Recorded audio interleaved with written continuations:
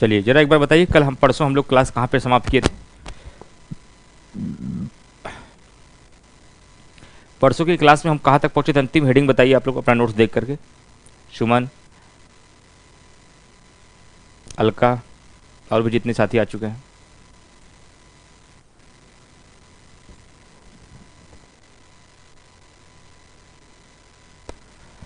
कंचन, पूजा, जयंत, राहुल कुमार, रमेश बिंद, खुश रहिए सारे लोग, एकदम मस्त रहिए। अमित दुबे जी, जरा बताइए कि लास्ट टॉपिक कहाँ तक हुआ था आप लोगों का?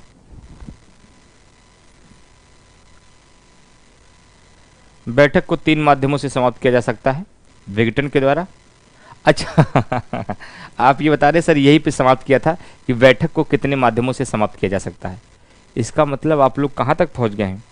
सदन का सत्र हो गया है, संसद का सत्र हो गया है, सदन का नेता हो गया है, विपक्ष का नेता हो गया है। अब आपको जानना है दल बदल कानून भी हो गया है। दल बदल कानून भी बता दिए थे, एक बार जरा बताइए। दल बदल कानून भी हो गया है। इसका मतलब अब आपको जानना है सदन के पीठासीन अधिकारी, लोकसभा अध्यक्ष कैसे नियुक्त होगा, कैसे हटाया जाएगा, उसकी कार्य और शक्तियाँ हैं, ये नहीं बताया है ना? कमेंट लगाइए भाई, कमेंट लगाइए। कमेंट कहाँ चला गया?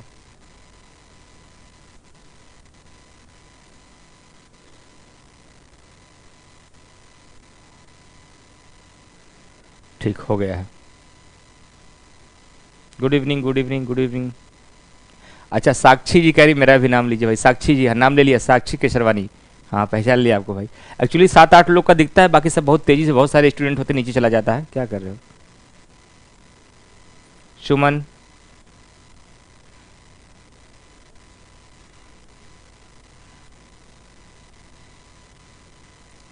सदन के पीठासीन अधिकारी भी हो गया, लोकसभा स्पीकर हो चुका है। अच्छा, जल बदल भी और पीठासीन अधिकारी भी पढ़ा दिया हमने। लोकसभा अध्यक्ष के क्या क्या कार्य है, कोई भी विधेयक धन विधेयक है यह निर्धारित करता है, निर्णायक मत देता है, संयुक्त अधिवेशन की अध्यक्षता करता है। काफी आगे निकल गए भाई। इसका मतलब आज आपको विधायी प्रक्रिया पढ़ाना है, विभिन्न प्रकार के प्रस्ताव और विधायी प्रक्रिया पढ़ाना है ना।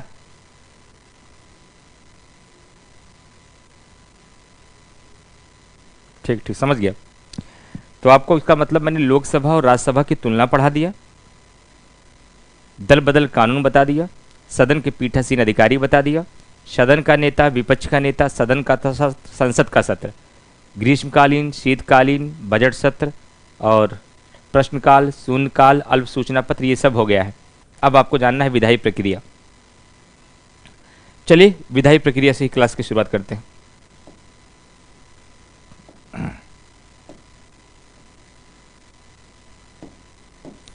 विधायी प्रक्रिया।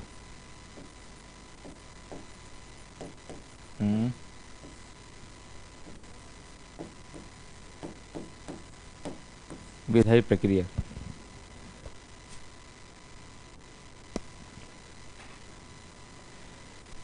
विधायी प्रक्रिया में सबसे पहली बात आपको क्या जानना है फ्रेंड, ध्यान रखिएगा।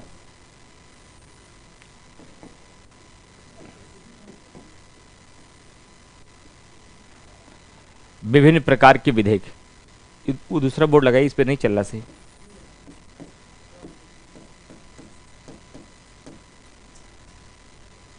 एक सेकंड जरा रुकिएगा आप लोग, एक सेकंड रुकिएगा।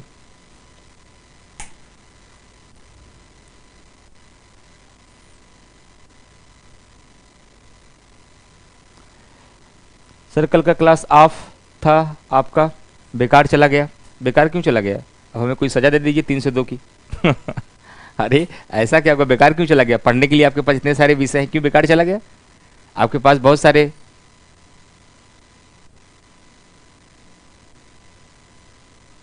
विषय है पढ़ने के लिए, क्यों बेकार चला गया भाई?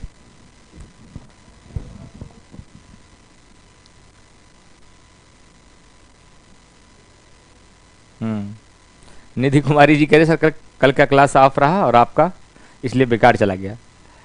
बेकार मत गाइए, जीवन का हर समय यूज करिए। जब एक विषय से मन हट जाए दूसरे विषय पर जाइए, दूसरे से हट जाए तीसरे पे जाइए, जब सब कुछ ना मन करे तो क्वेश्चन सॉल्व करिए, और किताब टच करने का भी मन करे तो अकेले लेट जाइए और मनन करिए। दिमाग को खाली मत रखिए जब तक सफल मत हो जाइए, कुछ ना कुछ करते रहिए, ठीक है।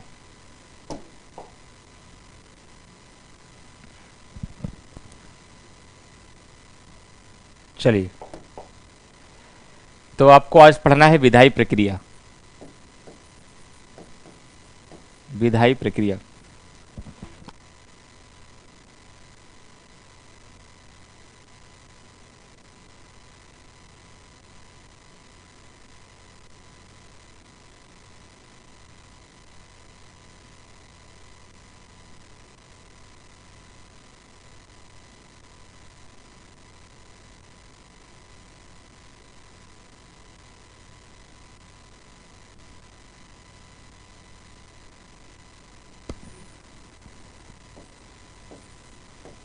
विधायी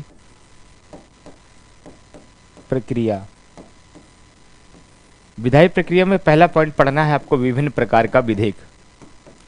विभिन्न प्रकार का विधेयक। और विधेयक निम्नलिखित 4 प्रकार के होते हैं आपके।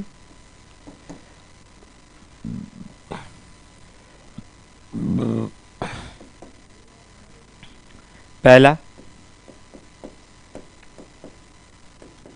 साधारण विधेयक।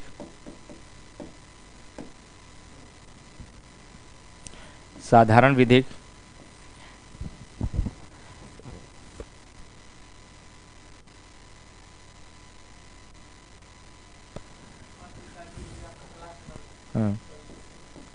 धन विधेयक।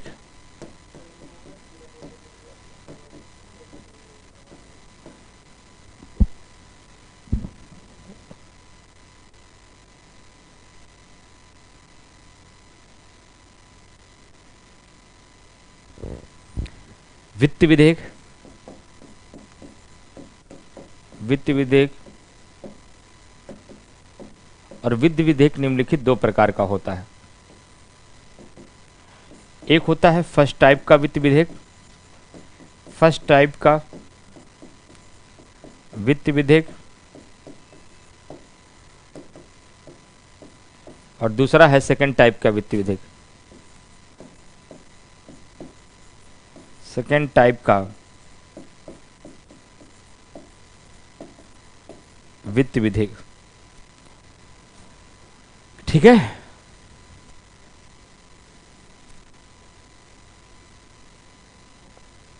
देखिए रोशन जी, प्रीति जी कह रही हैं कि पहले वीडियो पार्ट में अपलोड होता था, वीडियो एक साथ अपलोड हो जा रहा है, जिसको दिक्कत आ रही है। देखिए क्या दिक्कत है इसमें वीडियो में।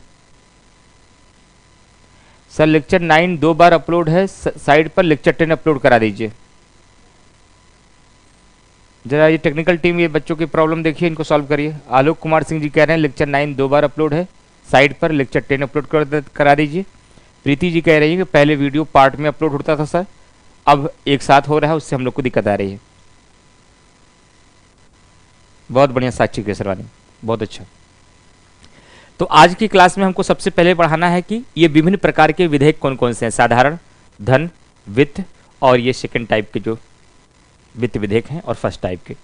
इन्हीं विभिन्न प्रकार के विधेयकों को हमें सबसे पहले पढ़ाना है।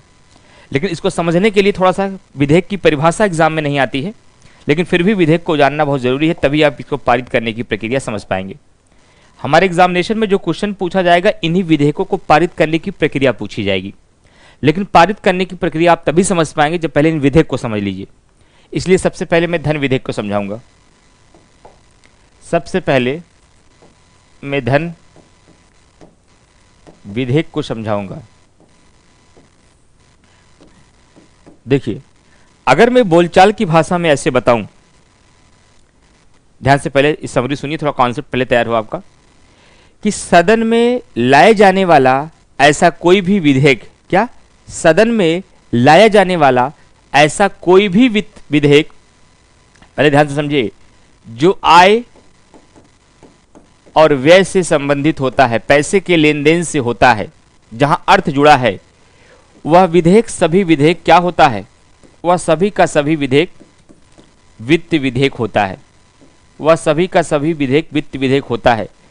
25 से 30 मिनट कोई डिस्टर्बेंस मत रखिएगा, ये संसद का सबसे कठिन मुद्दा है, लेकिन पूरा शांति माहौल बना करके अच्छे से समझने का प्रयास करेंगे। 30 मिनट के बाद सारी गुत्थी हम सुलझा देंगे, लेकिन 30 मिनट तक कोई डिस्टर्बेंस क्लास में मत करिएगा।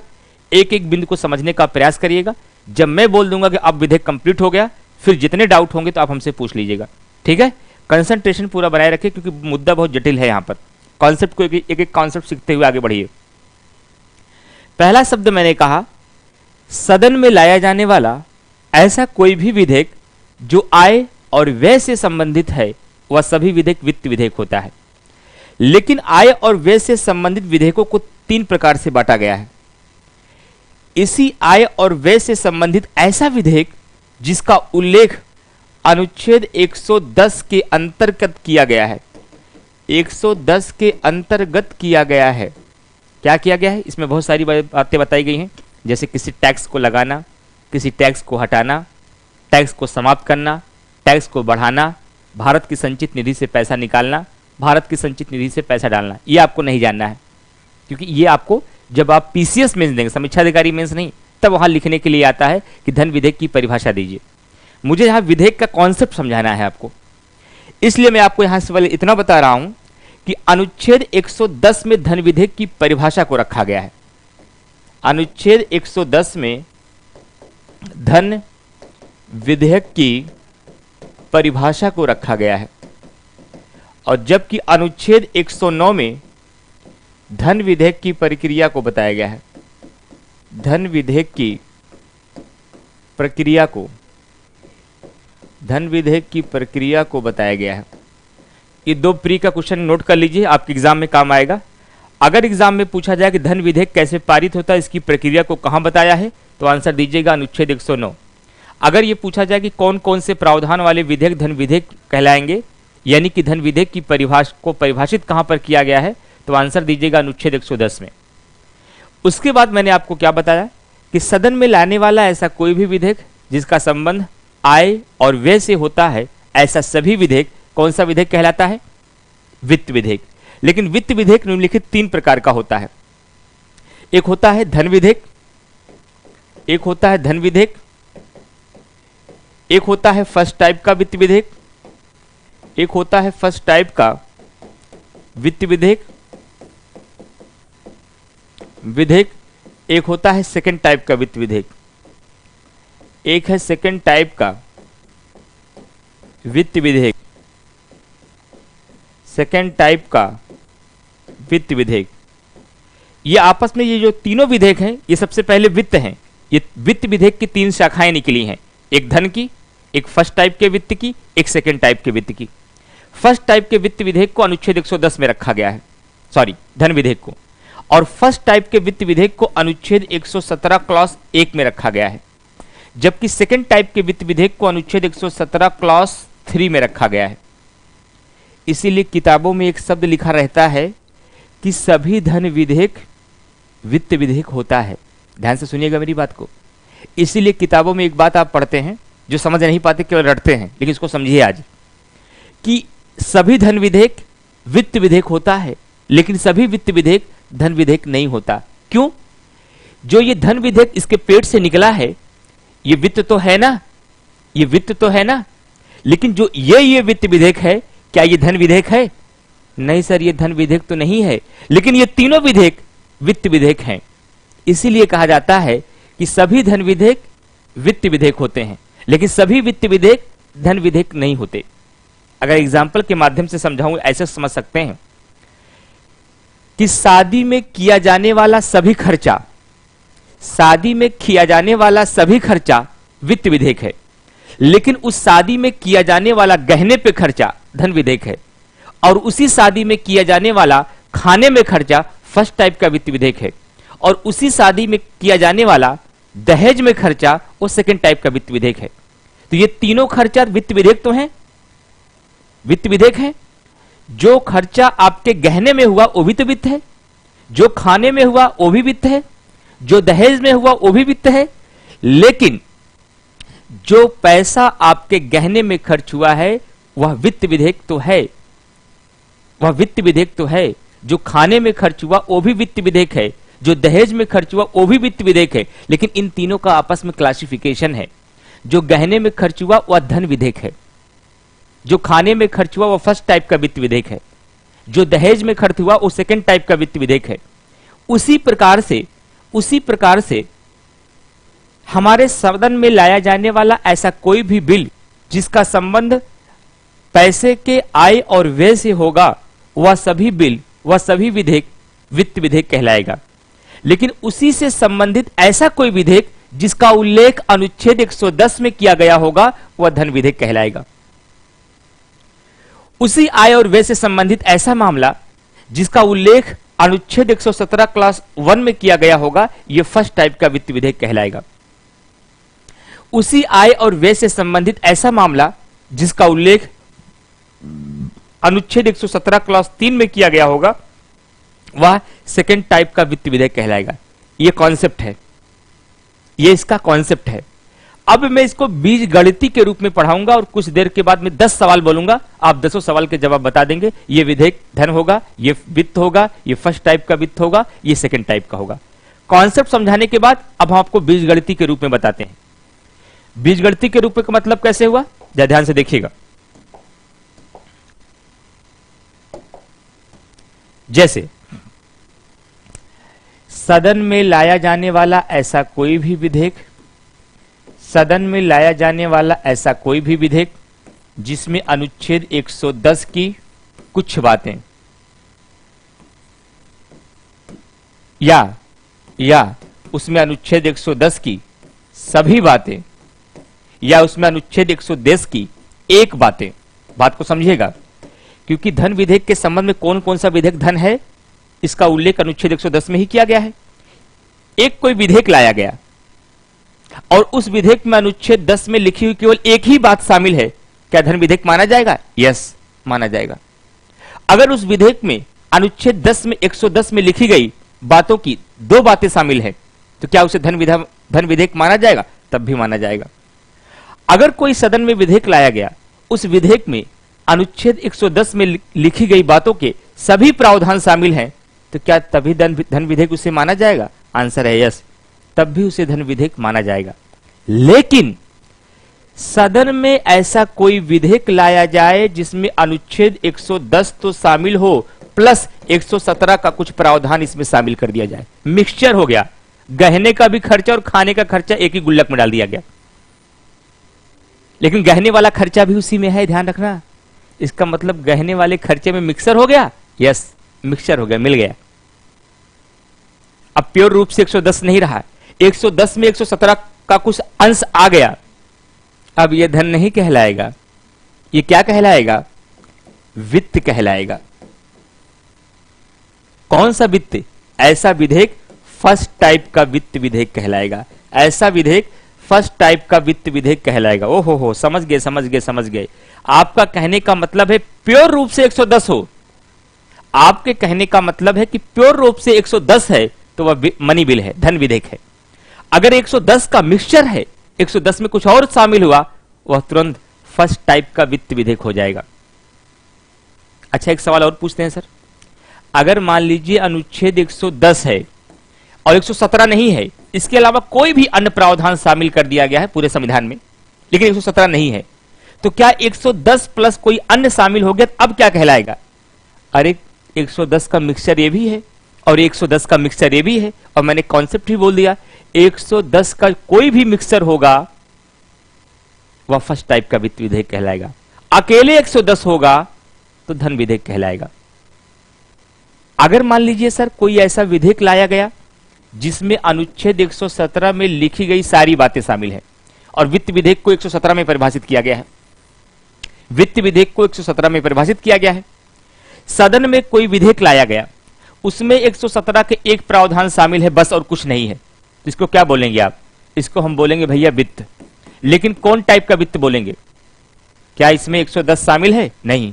इसका मतलब ये 110 का मिक्सर तो नहीं है, नहीं है। प्योर रूप से 110 भी नहीं है, नहीं है। तो बचा क्या? तीसरा बचा। इसका मतलब ऐसा कोई विधेयक जिसमें 110 न शामिल हो, केवल 117 शामिल हो, तो ऐसे विधेयक को वित्त विधेयक तो कहा जाएगा, लेकिन ऐसा वित्त विधेयक सेकेंड टाइप का वित्त विधेयक कहलाएगा। सेकेंड टाइप का वित्त विधेयक कहलाएगा। एक सवाल और पूछना चाहेंगे सर आपसे, पूछिए। सवाल ये पूछना चाहेंगे कि मान लीजिए सदन में कोई विधेयक लाया गया, उसमें अनुच्छेद 117 का कुछ प्रावधान शामिल है, कुछ अन्य भी शामिल हो गया पूरे संविधान में कहीं से भी, लेकिन 110 नहीं है। कुल मिला के हम आपसे यह पूछना चाह रहे हैं 117 का मिक्सचर है और 117 का मिक्सचर होने के बाद भी 110 शामिल नहीं है, ऐसा विधेयक कौन सा विधेयक कहलाएगा? यह भी वित्त विधेयक है। कौन से टाइप का? सेकेंड टाइप का। ओहो, तीनों अलग हो गए। प्योर रूप से 110 धन विधेयक, 110 का मिक्सचर फर्स्ट टाइप का वित्त विधेयक, अकेले 117 सेकेंड टाइप का वित्त विधेयक, 117 का मिक्सचर सेकेंड टाइप का वित्त विधेयक। लेकिन ध्यान रहे कि उस 117 के मिक्सचर में अगर 110 शामिल हो गया तो ये धन विधेयक वित्त विधेयक बन जाएगा। और कौन सा वित्त विधेयक? फर्स्ट टाइप का, क्योंकि 110 अगर शामिल हो गया तो ये किसका मिक्सचर कहलाएगा? 110 का मिक्सचर कहलाएगा। अगर ये तीनों बातें आपके दिमाग में बैठ गई हैं, हम आपको 7 सवाल बोलेंगे। अगर सातों सवाल का सही जवाब आपने दे दिया तो हम मान लेंगे कि अब आप क्लासिफाई कर लेंगे, ये प्योर धन है, ये फर्स्ट टाइप का वित्त है, ये सेकंड टाइप का वित्त विधेयक है। ठीक है, अब मैं 7 सवाल बोलूंगा, तब आपसे जवाब मांगूंगा, तभी बोलिएगा। और उससे पहले अगर आप बोलेंगे तो उसकी सजा मिल भी सकती है आपको, ध्यान रखिएगा।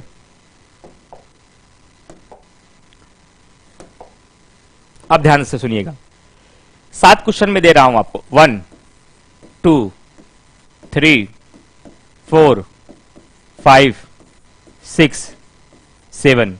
अगर सातों का जवाब आप लोगों ने सही दे दिया तो मैं मान लूंगा मैं भी सफल रहा और आप भी, और नहीं हुआ तो मैं भी असफल और आप भी।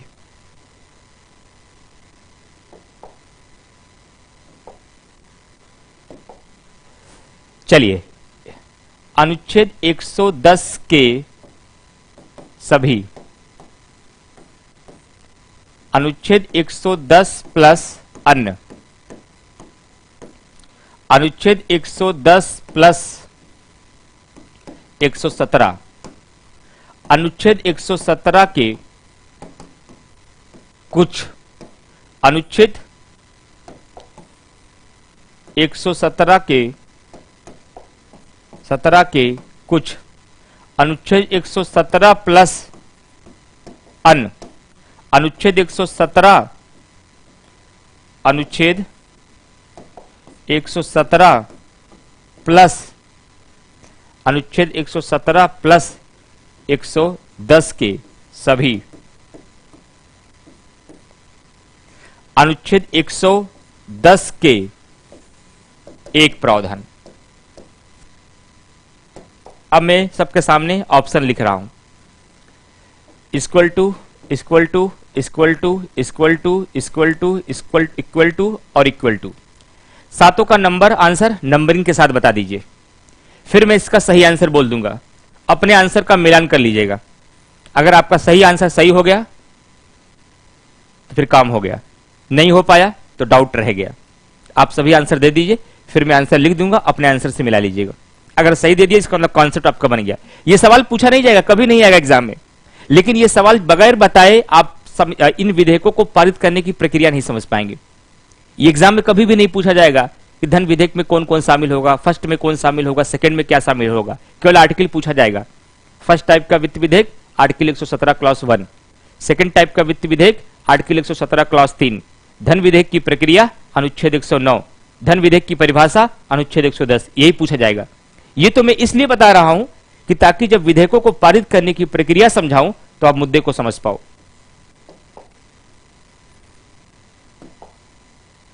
चलिए, सब बता दिए, सब बता दिए, सातों आंसर दे दीजिए, तब मैं आंसर लिखूंगा। सातों आंसर आप लिख दीजिए, तब बताइएगा कितने लोगों का सभी उत्तर सही रहा। खूब सोच के दीजिए, जल्दबाजी मत करिएगा, नहीं गलती हो जाएगी। खूब सोच के आंसर दीजिए, सातों का आंसर दीजिए, फिर मैं आंसर लिख दूंगा, अपने आंसर से मिलान कर लीजिएगा।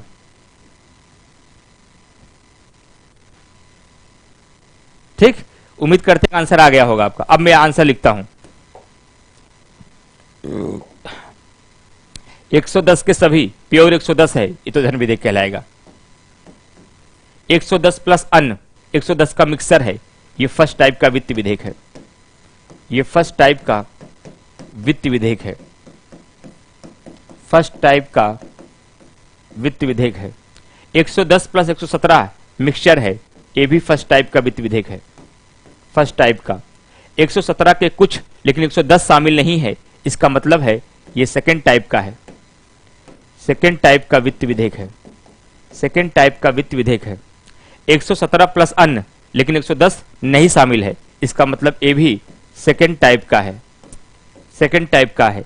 117 प्लस 110, इसका मतलब है कि 110 का मिक्सचर, ये तो क्या कहलाएगा, फर्स्ट टाइप का वित्त विधेयक। और 110 के एक शामिल है, 110 का एक शामिल है, इसका मतलब प्योर रूप से 110 है, ये धन विधेयक कहलाएगा, ये धन विधेयक कहलाएगा। अगर यही आंसर आपका आया है तो सब लोग कमेंट बॉक्स में यस करके बोलिए। अगर सबका यही आंसर है तो यस करके बोलिए, तो मैं समझ जाऊंगा कितने लोगों को समझ में आ गया, और जिसका नहीं आया वो नो बोलिएगा, मैं समझ जाऊंगा इनको समझ में नहीं आया। और अगर जिसको बताने के बाद समझ में अपनी गलती महसूस हो गई हो और समझ में आ गया हो तो वो यस ही बोलिएगा। साक्षी केशरवानी जी ने कहा सब सही है। रमेश बिंद जी ने कहा कि सब सही है।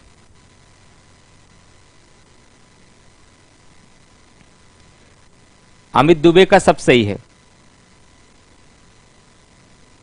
निधि कुमारी सब सही है। अभिषेक मिश्रा यस, अनिल कुमार यस, निधि कुमारी यस, अभिषेक मिश्रा यस।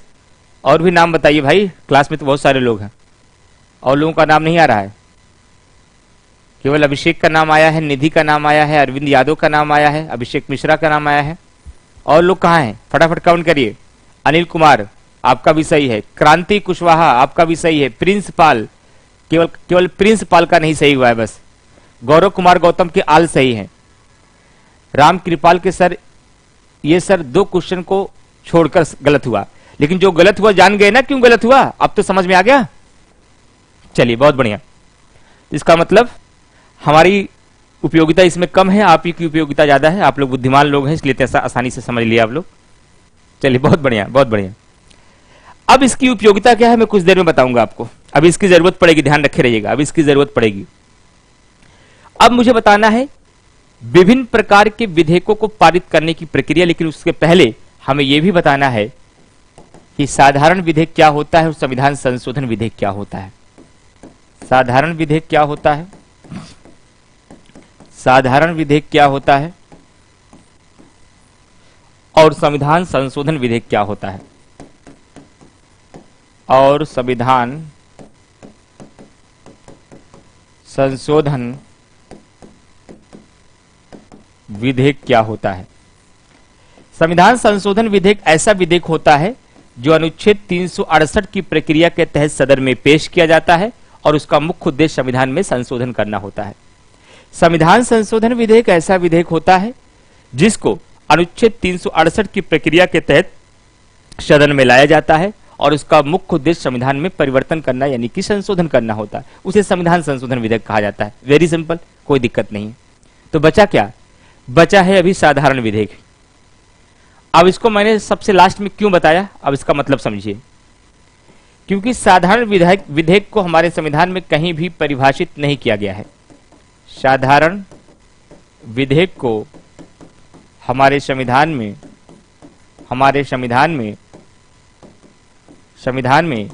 कहीं भी परिभाषित नहीं किया गया है, कहीं भी परिभाषित नहीं किया गया है, कहीं भी परिभाषित नहीं किया गया है। तो क्या कहा गया है, सिर्फ इतना समझ लीजिए, सदन में लाया जाने वाला ऐसा कोई भी विधेयक, सदन में लाया जाने वाला ऐसा कोई भी विधेयक जो धन विधेयक नहीं है, जो वित्त विधेयक नहीं है, जो संविधान संशोधन विधेयक नहीं है, वो सभी विधेयक साधारण विधेयक माने जाते हैं। ऐसा कोई भी विधेयक जो धन विधेयक नहीं है, जो वित्त विधेयक नहीं है, जो संविधान संशोधन विधेयक नहीं है, ऐसे सभी विधेयकों को साधारण विधेयक के अंतर्गत रखा जाता है। क्या, ऐसे सभी विधेयकों को साधारण विधेयक के अंतर्गत रखा जाता है।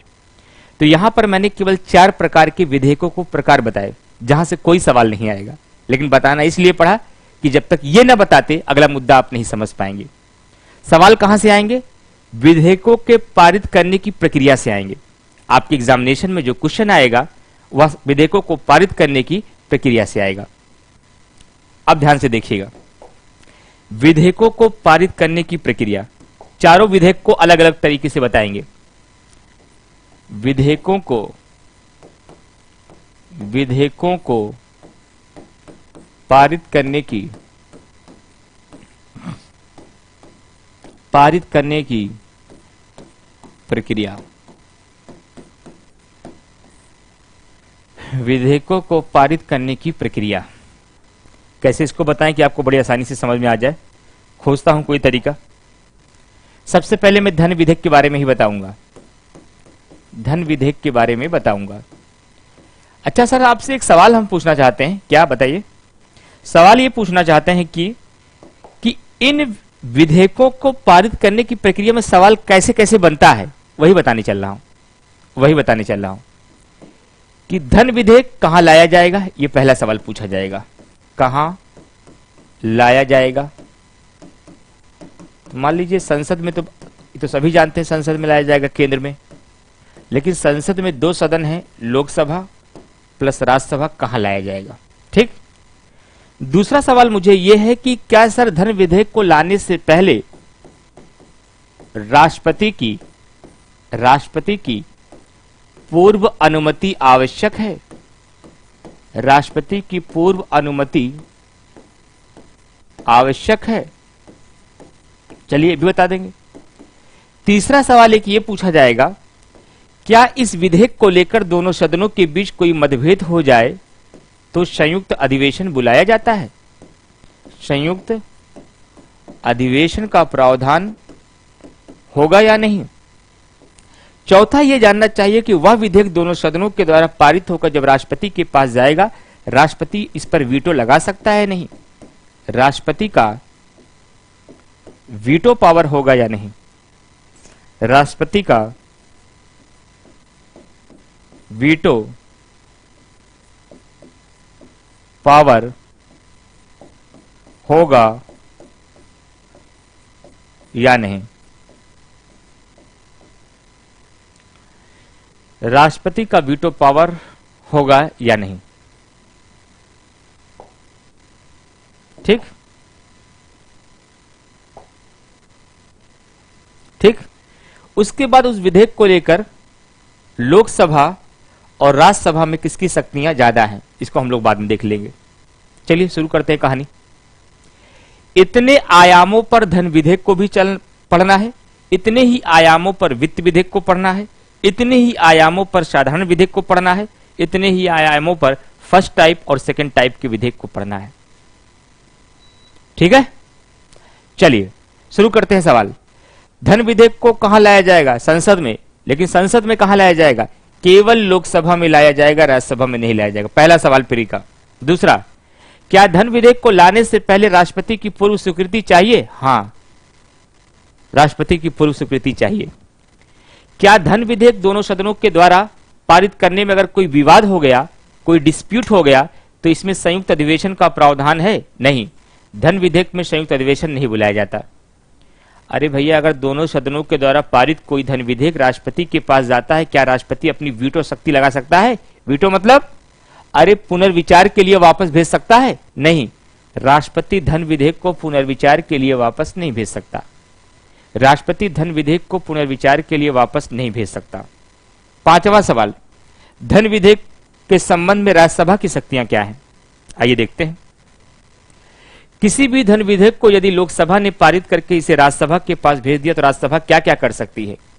राज्यसभा इसे न तो अस्वीकार कर सकती है, राज्यसभा इसे न तो अस्वीकार कर सकती है और न ही इसे संशोधित कर सकती है, न ही इसे संशोधित कर सकती है। तो क्या कर सकती है भाई? इसे अपने पास अधिकतम 14 दिनों तक रोक सकती है। इसे अपने पास अधिकतम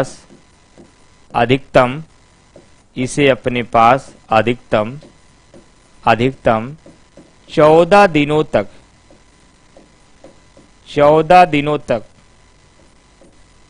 रोक सकती है। 14 दिनों तक रोक सकती है। इसका मतलब धन विधेयक के मामले में सारी शक्तियां लोकसभा के पास है क्या? हाँ, सब लोकसभा के पास है। तो राज्यसभा के पास है क्या? केवल 14 दिनों तक रोक सकती है और कुछ नहीं कर सकती है। केवल इसे अपने पास अधिकतम 14 दिनों तक रोक सकती है। तो इस समग्र मूल्यांकन के बाद आपके दिमाग में क्या समझ में आया? धन विधेयक के मामले में लोकसभा ज्यादा शक्तिशाली है कि राज्यसभा? अरे सर, लोकसभा होगी। क्यों? क्योंकि धन विधेयक केवल लोकसभा में लाया जाता है। और दूसरा कारण, धन विधेयक को राज्यसभा अस्वीकार नहीं कर सकती, इसे संशोधित भी नहीं कर सकती, केवल 14 दिनों तक अपने पास रोक सकती है। और अगर 14 दिनों तक कोई जवाब न दे तो उस विधेयक को उसी रूप में पारित मान लिया जाएगा जैसे लोकसभा ने पारित किया है। ये इतने सवाल आपके धन विधेयक को बनेंगे जो आपके एग्जाम में पूछा जाएगा।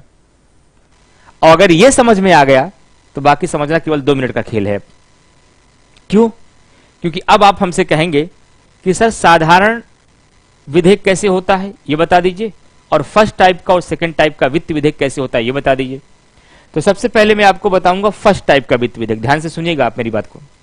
सबसे पहले मैं आपको बताना चाहूंगा फर्स्ट टाइप के वित्त विधेयक को, लेकिन उससे भी पहले मैं आपको बताना चाहूंगा सेकंड टाइप का वित्त विधेयक, सॉरी यानी कि साधारण विधेयक। तो साधारण विधेयक को बताना है तो हमें कुछ करना नहीं है, आपको करना पड़ेगा, हमें नहीं करना है। हमें इसको रफ कर देना है और यहां लिख देना है साधारण विधेयक, यहां लिख देना है साधारण विधेयक, साधारण विधेयक, ठीक। और उसके पश्चात एक हमको रबड़ उठा लेना है, इन सबको रफ कर देना है। आपको लिखना पड़ेगा, मुझे नहीं, मेरा काम आसान है। और इन सबको मैं रफ कर देता हूं।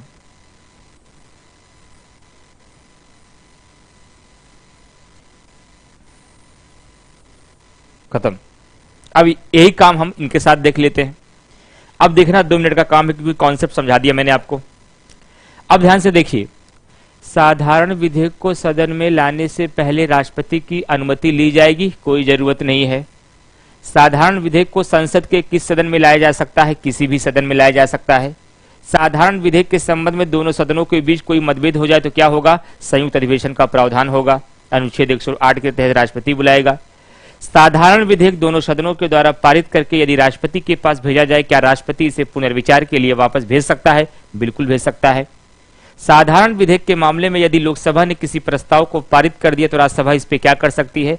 राज्यसभा यदि चाहे तो इसे अस्वीकार कर सकती है। राज्यसभा यदि इसे चाहे तो संशोधन के लिए वापस भेज सकती है। राज्यसभा यदि इसे चाहे तो 6 महीने तक अपने पास रोक कर रख सकती है। इसका मतलब भैया साधारण विधेयक के मामले में कौन सा सदन ज्यादा भारी है? यहां भारी की कोई बात नहीं होगी सर, क्योंकि यह साधारण विधेयक दोनों सदनों में लाया जा रहा है। साधारण विधेयक को राज्यसभा अस्वीकार भी कर दे रही है, साधारण विधेयक को राज्यसभा संशोधित भी कर दे रही है, साधारण विधेयक को राज्यसभा 6 महीने रोक कर रख भी ले रही है। इसका मतलब हुआ साधारण विधेयक के मामले में लोकसभा और राज्यसभा की शक्तियां बराबर है। साधारण विधेयक के मामले में लोकसभा और राज्यसभा की शक्तियां बराबर है। अगर यह समझ में आ गया तो फर्स्ट टाइप का वित्त विधेयक मैं आपको 20 सेकंड में समझा दूंगा। कैसे? जो फर्स्ट टाइप का वित्त विधेयक होता है, ध्यान से सुनिएगा, अभी निकलने वाला अगला शब्द बहुत काम का है। जो फर्स्ट टाइप का वित्त विधेयक होता है वह 2 मामलों में धन विधेयक की तरह कार्य करता है, बाकी उसकी सारी प्रक्रिया साधारण विधेयक की तरह होगी। नहीं समझ में आया? जो फर्स्ट टाइप का वित्त विधेयक होगा वह 2 मामलों में धन विधेयक की तरह काम करेगा। कौन सा 2 मामला? मामला नहीं बता रहे हैं आप। 2 मामला ये कि फर्स्ट टाइप का धन विधेयक भी राष्ट्रपति की पूर्व अनुमति के बाद लाया जाएगा, और फर्स्ट टाइप का वित्त विधेयक केवल लोकसभा में ही लाया जाएगा। यही तो धन विधेयक की तरह साथ भी होता था, यही तो धन विधेयक के साथ भी होता था। और मैंने क्या कहा? जो फर्स्ट टाइप का वित्त विधेयक होगा वह 2 मामलों में धन विधेयक की तरह कार्य करेगा। कौन सा 2 मामला? जिस प्रकार से धन विधेयक राष्ट्रपति की पूर्व अनुमति के बाद लाया जाता था, जिस प्रकार से धन विधेयक केवल लोकसभा में लाया जाता था, इस प्रकार से यह 2 मामलों में धन विधेयक के नेचर का होगा। बाकी इसकी सारी प्रक्रिया वैसे ही होंगी जैसे साधारण विधेयक की होंगी। ओहो, समझ में आ गया, पूरा खेल समझ में आ गया। तो क्या करना है? यहां साधारण मिटाइए और यहां क्या पेस्ट करिए? यहां पेस्ट करिए फर्स्ट टाइप, यहां पेस्ट करिए फर्स्ट टाइप, और क्या कर देना है? इस सारे प्रावधानों को रफ कर दीजिए। अब फर्स्ट टाइप के वित्त विधेयक को देख लेते हैं, इसकी क्या स्थिति है। और साधारण वाली प्रक्रिया आपको मैंने समझा दिया है, साधारण वाली प्रक्रिया मैंने आपको समझा दिया है, और धन वाली भी प्रक्रिया मैंने समझा दिया है। कॉन्सेप्ट मैंने सिखा दिया है कि फर्स्ट टाइप का जो वित्त विधेयक होगा 2 मामलों में धन विधेयक की तरह काम करेगा। फर्स्ट टाइप का वित्त विधेयक राष्ट्रपति की पूर्व स्वीकृति के बाद लाया जाएगा, केवल लोकसभा में लाया जाएगा, राज्यसभा में नहीं लाया जाएगा। बाकी इसकी सारी प्रक्रिया वैसे ही होगी जैसे कि साधारण विधेयक की होती है। मतलब संयुक्त अधिवेशन बुलाया जाएगा, राष्ट्रपति का वीटो पावर लगाया जा सकता है, राज्यसभा इसे अस्वीकार कर सकती है, राज्यसभा इसे संशोधित कर सकती है और राज्यसभा अपने पास 6 महीने तक रोक कर रख सकती है। तो आइए तुलना कर लेते हैं। फर्स्ट टाइप के वित्त विधेयक के मामले में किसकी शक्तियां ज्यादा बराबर हैं? तो आप कहेंगे सर दोनों की बराबर होंगी जैसे साधारण विधेयक में था। ना ना ना ना, ना बराबर नहीं होंगी। क्यों बराबर नहीं होंगी? बराबर इसलिए नहीं होंगी क्योंकि फर्स्ट टाइप का वित्त विधेयक केवल लोकसभा में लाया जाता है, राज्यसभा में नहीं, और इस लहजे से राज्यसभा कमजोर हो गया। इसलिए हम कह सकते हैं कि फर्स्ट टाइप के वित्त विधेयक के मामले में भी लोकसभा की शक्तियां राज्यसभा से ज्यादा व्यापक हैं। लोकसभा की शक्तियां राज्यसभा से ज्यादा व्यापक हैं। तीनों समझ में आ गया? धन विधेयक भी क्लियर, सारी प्रक्रियाएं, 6 सवाल क्लियर हुए। फिर आपको मैंने साधारण विधेयक समझाया, 6 सवाल और क्लियर हो गए, 12 हो गए। फिर मैंने आपको फर्स्ट टाइप का वित्त विधेयक समझा दिया, 6 सवाल और क्लियर हो गए, 18 हो गए। अब सबसे अंतिम बिंदु में जाना है, सेकेंड टाइप का वित्त विधेयक समझना है कि सेकेंड टाइप के वित्त विधेयक के पारित करने की प्रक्रिया में कौन कौन सा सवाल बनेगा। केवल 5 सेकंड का गेम है ये। कितना? केवल 5 सेकंड का गेम है। क्यों? एक कॉन्सेप्ट बताते हैं, ध्यान से सुनिए, क्लियर हो जाएगा। कौन सा कॉन्सेप्ट हो जा रहा है ये भी बताइए तो। जो सेकेंड टाइप का वित्त विधेयक है ना, जो सेकेंड टाइप का वित्त विधेयक है उसके पारित करने की सारी प्रक्रिया वैसे ही है जैसे साधारण विधेयक की है। जो सेकेंड टाइप का वित्त विधेयक है उसे पारित करने की सारी प्रक्रिया वैसे ही है जैसे कि साधारण विधेयक की है, और साधारण विधेयक की पारित करने की प्रक्रिया कैसी है ये समझा चुके हैं। इसका मतलब सर आप ये कहना चाह रहे हैं, जिस प्रकार से जितनी प्रक्रिया को आपने साधारण विधेयक में बताया है वही सेम प्रक्रिया कहां चलेगी? वही सेम प्रक्रिया सेकेंड टाइप के वित्त विधेयक में चलेगी।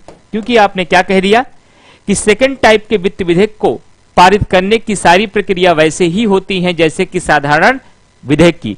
तो साधारण विधेयक को लाने से पहले राष्ट्रपति की अनुमति चाहिए? नहीं। कहां लाया जाएगा? किसी भी सदन में, संयुक्त अधिवेशन बुलाया जाएगा, वीटो पावर लगेगा, राज्यसभा अस्वीकार कर सकती है और साथ ही साथ संशोधन कर सकती है, 6 महीने तक रोक कर रख सकती है। अतः लोकसभा और राज्यसभा की शक्तियां आपस में बराबर होंगी। फर्स्ट टाइप के वित्त विधेयक में कोई अंतर नहीं, केवल 2 अंतर है कि वह 2 मामलों में धन विधेयक की तरह होगा कि जिस प्रकार से धन विधेयक राष्ट्रपति की पूर्व अनुमति से लाया जाता है उसको भी पूर्व अनुमति से लाया जाएगा। जिस प्रकार से धन विधेयक केवल लोकसभा में लाया जाता है इसे भी केवल लोकसभा में लाया जाएगा। बाकी इसकी सारी प्रक्रियाएं वैसी होंगी जैसे साधारण विधेयक की होंगी। और बात यदि की जाए सेकेंड टाइप के वित्त विधेयक की, सेकेंड टाइप के वित्त विधेयक में सारी प्रक्रियाएं वैसे ही होती हैं जैसे कि साधारण विधेयक को पारित करने में होती है। समाप्त हो गया टॉपिक। और फर्स्ट टाइप का वित्त विधेयक का मतलब हुआ ऐसा कोई भी विधेयक लाया जाए जिसमें 110 के प्रावधान तो शामिल हो, 110 के बाहर का कोई और प्रावधान शामिल हो जाए, चाहे वह 117 हो चाहे वह अन्य हो। कुल मिलाकर के अगर 110 में मिक्सचर आ गया, गहने के खर्चे में कोई और खर्चा जोड़ा गया, 1 रुपए भी डाला गया, तो फिर वह धन विधेयक नहीं कहलाएगा। क्योंकि हमने क्या कहा कि धन विधेयक तभी कहलाएगा जब प्योर रूप से खाली गहने का खर्चा हो, उस खास विशेष जिसमें अनुच्छेद 110 वाली बातें हैं। और 110 के अलावा कोई भी पार्ट शामिल होगा तो अपने आप तुरंत क्या बन जाएगा? फर्स्ट टाइप का वित्त विधेयक। इसको ध्यान ही नहीं देना है, ये तो परिभाषा पूछी नहीं जाएगी, लेकिन ये कराने के लिए मैंने इसको बताया। अब कमेंट करके बताइए क्या ये समझ में आया और भारत की किस किताब में ऐसा लिखा है ये भी बताइएगा। अगर किसी किताब में एम लक्ष्मीकांत, डी बसु, सुभाष कश्यप, राजनारायण पांडे, वाड़ी, घटनाचक, शिल्पी कहीं अगर लिखा हो तो मुझे भी एक बार बताइएगा। इस किताब में ऐसे ही लिखा है सर जैसे आपने पढ़ाया। बताइए जल्दी से कमेंट करके।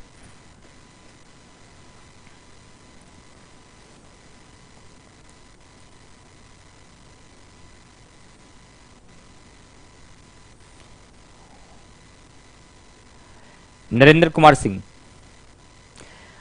फर्स्ट टाइप के वित्त विधेयक को पारित करने की प्रक्रिया पर ज्यादा फोकस करिएगा। आशीष, सब क्लियर हो गया? बहुत बढ़िया। गौरी सिंह, बिल्कुल क्लियर हो गया, सारे पॉइंट समझ में आ गए, बहुत अच्छा। अनिल कुमार, समझ में आ गया सर जी। रुचि शुक्ला, वीरपाल कौर, बहुत अच्छे से समझ में आया, सारे पॉइंट्स क्लियर हो गए, बिल्कुल मस्त पढ़ा दिए, बहुत अच्छा। और लोग कमेंट करिए।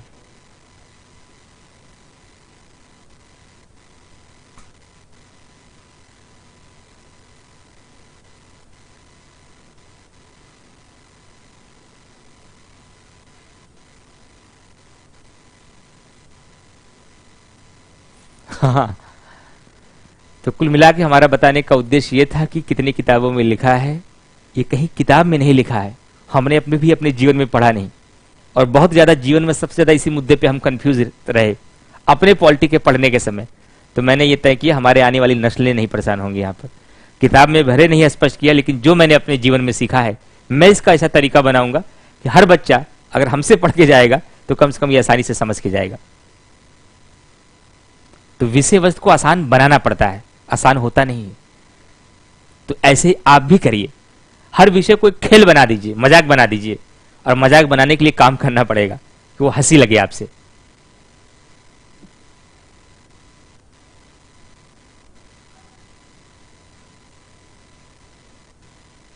चलिए, बहुत बढ़िया, बहुत धन्यवाद।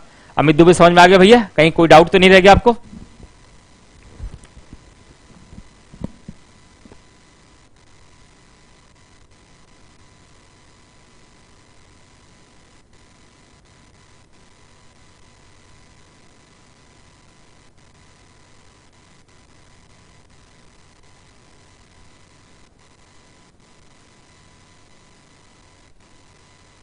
क्रम से पूरा 50 कमेंट पढ़ डाली।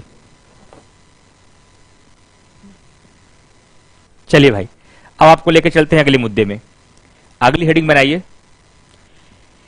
विभिन्न प्रकार के प्रस्ताव।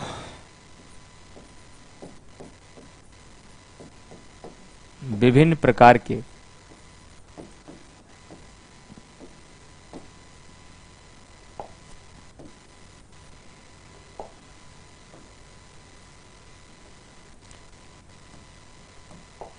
विभिन्न प्रकार के प्रस्ताव। इसमें आपको हम प्रस्ताव पढ़ाएंगे। कौन कौन से प्रस्ताव, जरा ध्यान से देखिएगा।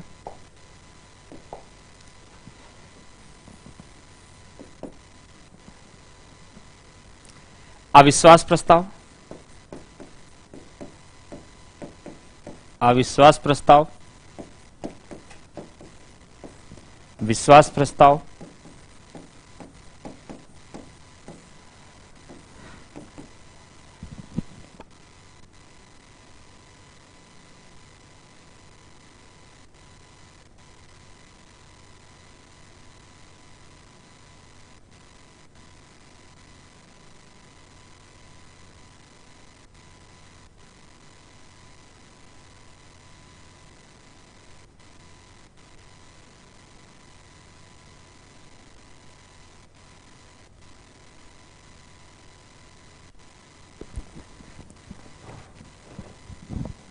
अविश्वास प्रस्ताव, विश्वास प्रस्ताव,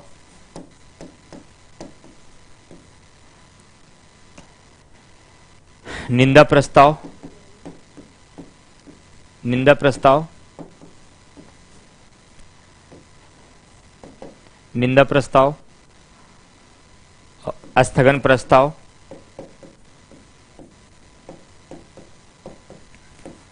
विशेषाधिकार प्रस्ताव, विशेषाधिकार प्रस्ताव और धन्यवाद प्रस्ताव। धन्यवाद प्रस्ताव, इतने प्रस्ताव हम पढ़ाएंगे, इसको नोट कर लीजिए। एक एक प्रस्ताव शुरू करते हैं। चलिए, बहुत शुक्रिया, बहुत धन्यवाद निधि कुमार, अनिल कुमार, विकास, कंचन, अमित दुबे, जितने भी साथी हैं, बहुत शुक्रिया।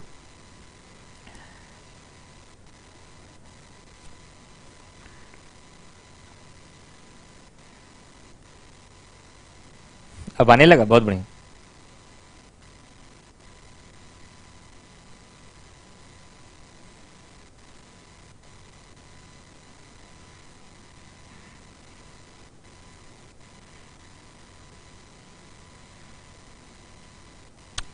चलिए, पहली हेडिंग बनाइए, अविश्वास प्रस्ताव। पहली हेडिंग बनाइए अविश्वास प्रस्ताव। अविश्वास प्रस्ताव।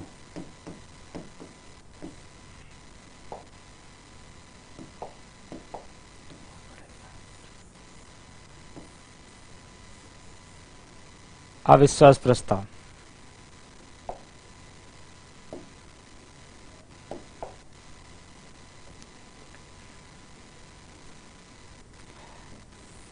अविश्वास प्रस्ताव। पहला सवाल पूछा जाएगा कहां लाया जाता है, कहां लाया जाता है। तो आंसर होगा अविश्वास प्रस्ताव केवल लोकसभा में लाया जाता है, राज्यसभा में नहीं लाया जाता।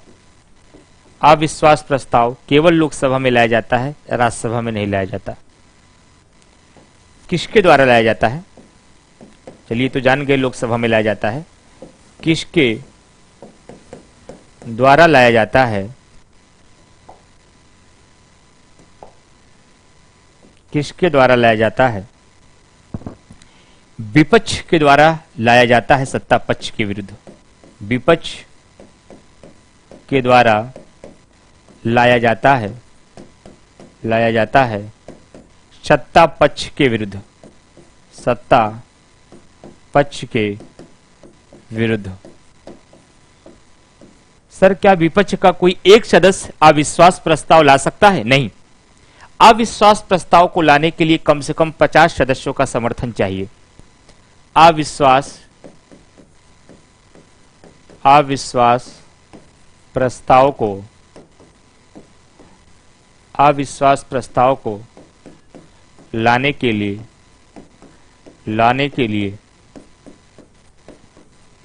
कम से कम 50 सदस्यों का समर्थन चाहिए। 50 सदस्यों का समर्थन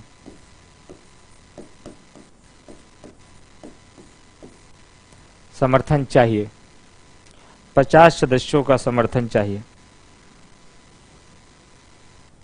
3 सवाल हो गए ना।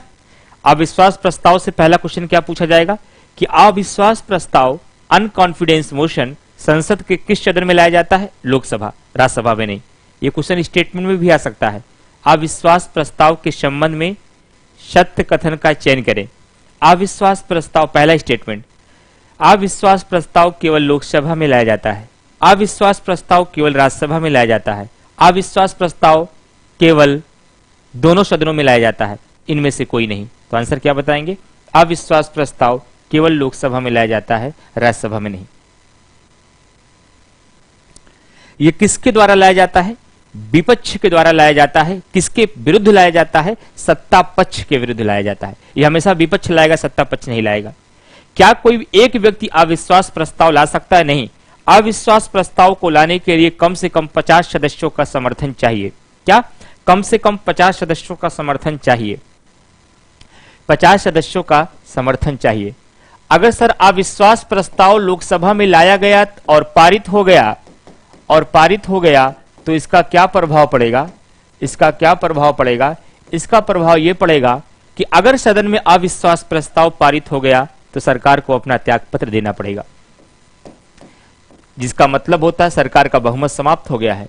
सरकार को यानी प्रधानमंत्री को मंत्रिपरिषद के साथ अपना त्याग पत्र देना पड़ेगा, और प्रधानमंत्री अपना त्याग पत्र देगा तो पूरी की पूरी मंत्रिपरिषद समाप्त हो जाएगी। अगर न दे तो अब भारत के राष्ट्रपति के पास यह अधिकार है कि यदि प्रधानमंत्री के खिलाफ अविश्वास प्रस्ताव यदि पूरे मंत्रिपरिषद के विरुद्ध लाया गया हो और अविश्वास प्रस्ताव पारित हो गया हो तो भारत का राष्ट्रपति बर्खास्त कर सकता है प्रधानमंत्री को, यदि वह अपना त्याग पत्र न दे। इतना क्वेश्चन पूछा जाएगा आपसे अविश्वास प्रस्ताव में। नोट करिए और ओके बोलिए, फिर मैं ले चलता हूं विश्वास प्रस्ताव की ओर। ये 5 सवाल बनेंगे, पहला, दूसरा, तीसरा, चौथा और 5वां। कंचन जी बहुत बढ़िया, समझ में आ रहा है ना फिर कंचन जी?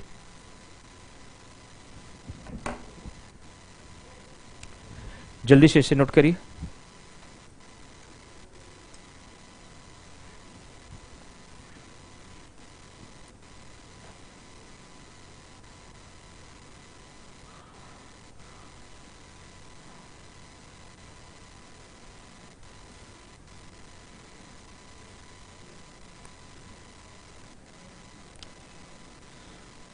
चलिए,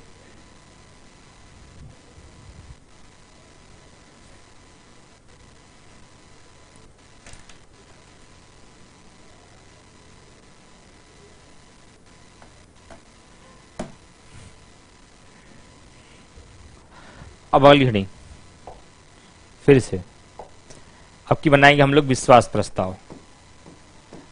विश्वास प्रस्ताव,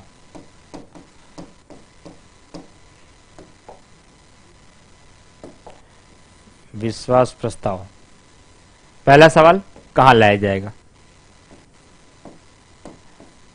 कहां लाया जाएगा? ध्यान रखिएगा, लोकसभा में लाया जाएगा, राज्यसभा में नहीं लाया जाएगा। राज्यसभा में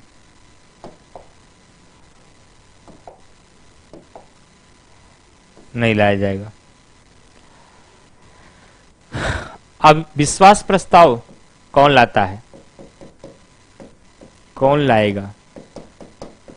सत्ता पक्ष स्वयं लाती है। सत्ता पक्ष स्वयं लाती है। किस लिए स्वयं लाती है?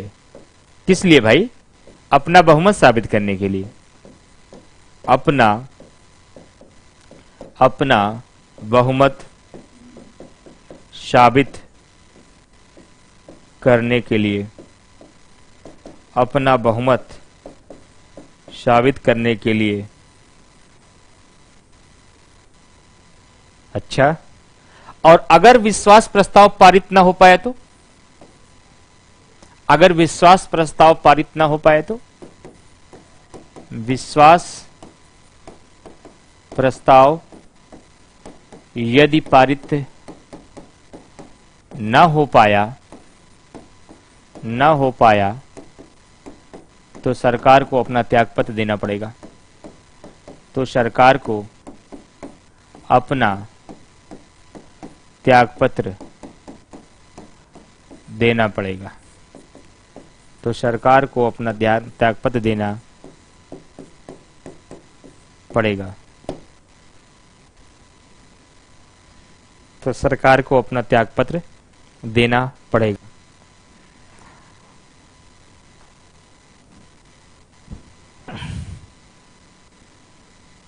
तीन बातें यहां याद रखनी है बस। विश्वास प्रस्ताव कहां लाया जाएगा? केवल लोकसभा में, राज्यसभा नहीं। विश्वास प्रस्ताव कौन लाएगा? सत्ता पक्ष स्वयं लाएगी। किस लिए? अपना बहुमत साबित करने के लिए। अगर पास हो गया, पारित हो गया, तो इसका मतलब है बहुमत साबित है, सरकार बची रहेगी। अगर पारित नहीं हुआ तो सरकार को अपना त्यागपत्र देना पड़ेगा। ये तीन बातें यहां याद रखनी है, नोट करिए। हाँ, अभी केंद्र पढ़ा रहे हैं ना भैया जब गौरव जी, जब हम लोग राज्य में जाएंगे तो राज्य वाला अलग से बताएंगे कि राज्य में भी होता है। यही सारे प्रस्ताव राज्य में भी लाए जाएंगे, राज्य में विधानसभा में लाया जाएगा। ये हम लोग केंद्र पढ़ रहे हैं अभी, सेम यही राज्य में होगा।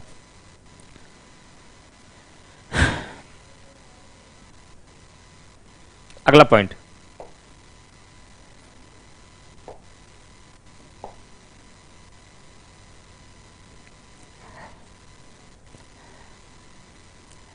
निंदा प्रस्ताव। निंदा प्रस्ताव।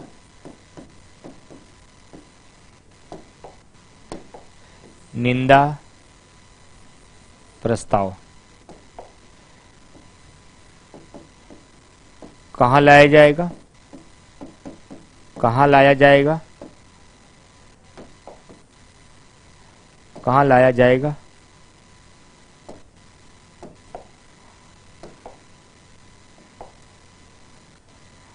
कहां लाया जाएगा?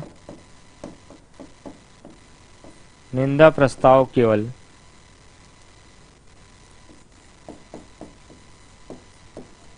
लोकसभा में लाया जाएगा,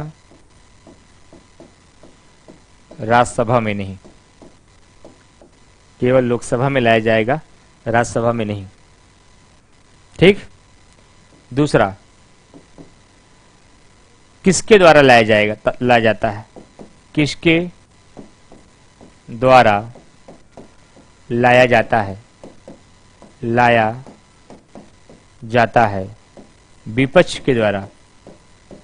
विपक्ष के द्वारा लाया जाता है। विपक्ष के द्वारा लाया जाता है। किस लिए? मंत्रियों के कार्यों को निंदा करने के लिए, मंत्रियों के कार्यों की निंदा या आलोचना करने के लिए, जो सही से काम न कर रहा हो, मंत्रियों के कार्यों के निंदा या आलोचना करने के लिए, निंदा या आलोचना करने के लिए, मंत्रियों के कार्यों की निंदा या आलोचना करने के लिए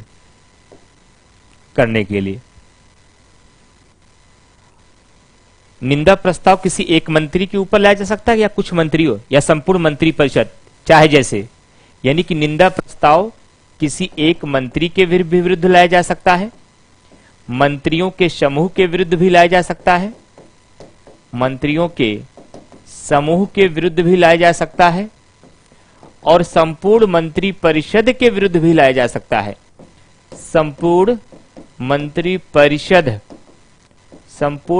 परिषद के विरुद्ध भी लाया जा सकता है। अच्छा, अगर मान लीजिए सर निंदा प्रस्ताव पारित हो गया तो इसका प्रभाव क्या पड़ेगा? यदि निंदा प्रस्ताव पारित हो गया, यदि निंदा प्रस्ताव पारित हो गया तो इसका प्रभाव क्या पड़ेगा? इसका प्रभाव क्या पड़ेगा? सरकार पर इस बात का दबाव बढ़ जाता है कि अपना बहुमत साबित करे। क्या? सरकार पर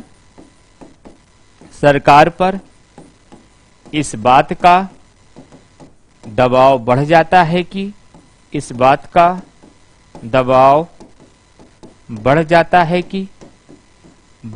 है कि वह अपना बहुमत साबित करे, वह अपना बहुमत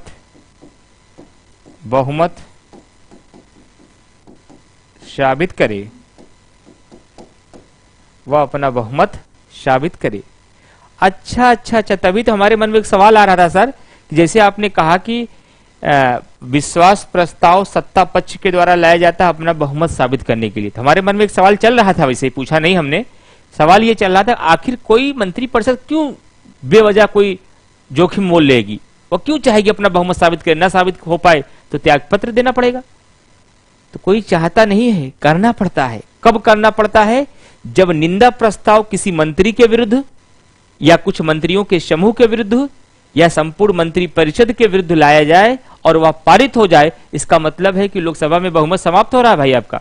आधे से अधिक लोग आपके विरुद्ध जा चुके हैं। जरा बहुमत चेक कराओ तो, क्योंकि आपका कार्यकाल केवल तब तक माना जाएगा जब तक कि लोकसभा में बहुमत है। इसीलिए फ्रेंड ध्यान रखिएगा, यदि सदन में निंदा प्रस्ताव लाया जाए और निंदा प्रस्ताव पारित हो जाए तो सरकार पर इस बात का दबाव बढ़ जाता है कि वो अपना त्यागपत्र दे, अब वो अपना बहुमत साबित करे। और बहुमत साबित कर देंगे ठीक है, और नहीं साबित हो पाया तो त्यागपत्र देना पड़ता है। ये 3 प्रकार के प्रस्ताव मैंने पढ़ा दिया। अब आपको एक और प्रस्ताव पढ़ाऊंगा जिसका नाम है स्थगन प्रस्ताव, जिसका नाम है स्थगन प्रस्ताव। स्थगन प्रस्ताव, स्थगन प्रस्ताव।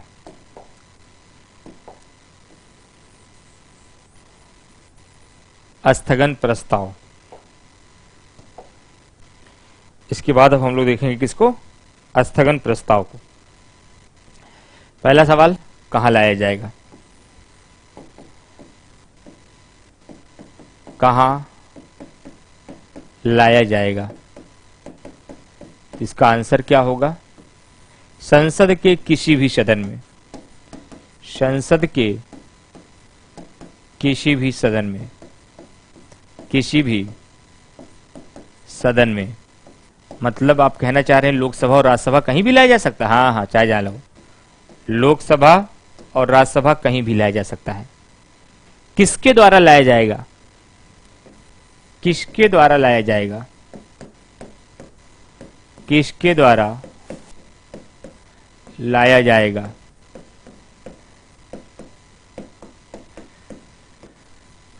किसके द्वारा लाया जाएगा।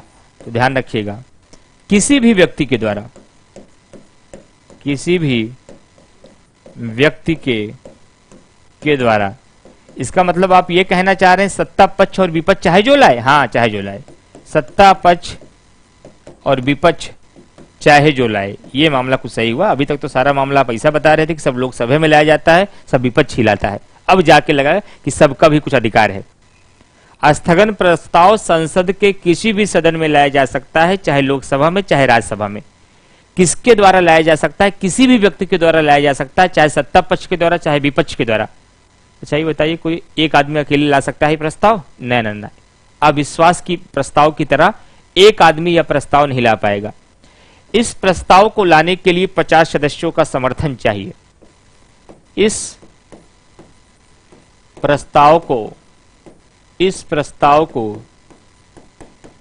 लाने के लिए 50 सदस्यों का समर्थन चाहिए। 50 सदस्यों का समर्थन चाहिए। समर्थन चाहिए। 50 सदस्यों का समर्थन चाहिए।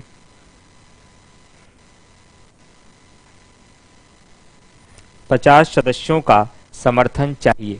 ध्यान रखिएगा, 50 सदस्यों का समर्थन चाहिए। उद्देश्य क्या होता है सर इसका लाने का? यह स्थगन प्रस्ताव क्यों लाया जाता है? इसका क्या उद्देश्य है? उद्देश्य यह है इसका, जैसे मान लीजिए कि सदन में कोई कार्यवाही चल रही है। अब संसद के सदस्यों को लगता है कि अरे भैया इसको रोको, ये कार्यवाही ज्यादा इंपॉर्टेंट नहीं है, देश में नया मामला उठ गया है, पहले उसकी चर्चा कर लो। अच्छा अच्छा अच्छा अच्छा अच्छा, इसका मतलब किसी चलती हुई उद्देश्य प्रस्ताव लाकर पारित किया जाता है, और अगर उद्देश्य प्रस्ताव पारित हो गया तो किसी चलती हुई कार्यवाही को बीच में रोककर नया मुद्दा उठा दिया जाता है। मतलब जैसे अगर हम आपसे कहें कि सर ऐसा है कि पॉलिटी रोक दीजिए कुछ दिन, 4 दिन बाद हमारा एक एग्जाम लगा, उसमें यूपी स्पेशल के 13 क्वेश्चन आएंगे, तो हम लोगों को लाना पड़ेगा स्थगन प्रस्ताव, और स्थगन प्रस्ताव लाकर जैसे ही हम लोग पारित कर देंगे, आपकी चलती हुई पॉलिटी की क्लास को बीच में रोक दिया जाएगा और यूपी स्पेशल की क्लास 4 दिन पढ़वा ली जाएगी। यही सेम चीज होगा। जब कभी भी किसी ऐसे कार्य को सदन में लाना होता है, ऐसे कार्यों की चर्चा करने होता है जो लोक महत्व का हो, जरूरी हो, तात्कालिक मुद्दा हो, तो किसी चलती हुई कार्यवाही को बीच में रोककर नए मुद्दे को उठाने के लिए संसद के सदस्यों के द्वारा लाया जाता है स्थगन प्रस्ताव। तो इसका मुख्य उद्देश्य क्या है? चलती हुई कार्यवाही को बीच में रोककर, चलती हुई कार्यवाही को बीच में रोककर लोक महत्व का कोई तात्कालीन मुद्दा, यानी करंट का समसामयिक मुद्दा उठाना। लोक महत्व का मामला होना चाहिए, पब्लिक इंपॉर्टेंस का, आपका व्यक्तिगत मामला नहीं कि भैया हमारी भैंस गायब हो गई है तो जरा एक प्रस्ताव लाओ, कहाँ है ढूंढवाइए आप लोग। तो ऐसा मामला नहीं, मामला लोक महत्व का हो, पब्लिक इंपॉर्टेंस का हो। तो चलती हुई कार्यवाही को बीच में रोककर लोक महत्व के मामले को उठा लिया जाता है। लोक महत्व के मामले को उठा लिया जाता है। बस इतना ही जानना है। अगर पारित हो गया स्थगन प्रस्ताव तो चलती हुई कार्यवाही को बीच में रोककर जो ताजा तरीन मामला होता है, और मामला लोक महत्व का हो, मामला व्यक्तिगत ना हो, ऐसे मामलों को बीच में उठाया जा सकता है। लेकिन ध्यान रखिएगा, कुछ बातें मैं मुंह से बोल रहा हूं, उसको सुनते जाइए। अगर नोट करना हो तो नोट भी करते जाइएगा। मामला पुराना नहीं होना चाहिए, मामला नया होना चाहिए। मामला व्यक्तिगत नहीं होना चाहिए, मामला सार्वजनिक यानी पब्लिक इंपॉर्टेंस का होना चाहिए। साथ ही साथ स्थगन प्रस्ताव के अंतर्गत ऐसे मामले नहीं लाए जाएंगे जिसकी चर्चा सदन में पहले हो चुकी हो। ऐसे मामले भी नहीं लाए जाएंगे जो न्यायालय में विचाराधीन हो। ओहो, कंडीशन भी है, हाँ कंडीशन है। ऐसे मामले नहीं लाए जाएंगे जिसकी चर्चा सदन में पहले हो चुकी हो। ऐसे मामले भी नहीं लाए जाएंगे जिसकी जो न्यायालय में विचाराधीन हो। ऐसे मामले भी नहीं लाए जाएंगे जिसकी चर्चा किसी अन्य माध्यमों के माध्यम से की जाती है। और ऐसे मामले भी नहीं लाए जाएंगे जो संसदीय विशेषाधिकार से जुड़ा हो। ये इसके लिए कंडीशन भी लगाई गई है कि ऐसे मामले स्थगन प्रस्ताव में नहीं लाए जाएंगे जो न्यायालय में पेंडिंग हो, जिसकी चर्चा पहले हो चुकी हो, जो मामला पुराना हो, या फिर ऐसा कोई मामला जो संसदीय विशेषाधिकार से जुड़ा हो, ऐसे मामले को नहीं लाया जाएगा। ठीक है भाई, तो ये रहा आपका स्थगन प्रस्ताव। अब केवल 2 प्रस्ताव बचा है, इसे बता करके क्लास समाप्त करेंगे, क्योंकि क्लास थोड़ा जटिल थी, मुश्किल थी। तो हमारी क्लास 1.5 घंटे के बाद फिर चखने में दिक्कत थोड़ा सा होती है ना, क्योंकि लगातार क्लास चलती है, दिमाग एकदम कंसंट्रेशन बनाए रखना पड़ता है, तो 1.5 घंटे में दिमाग भरने लगता है आपका। तो 2 और बताएंगे बस आपको। धन्यवाद प्रस्ताव पढ़िए केवल तब तक जब तक पूरे मनोयोग से दिमाग काम करे, और पढ़ाइए भी तब तक जब तक बच्चों को 100% दे पाइए। चलिए 2 प्रस्ताव, 2 प्रस्ताव। पहला,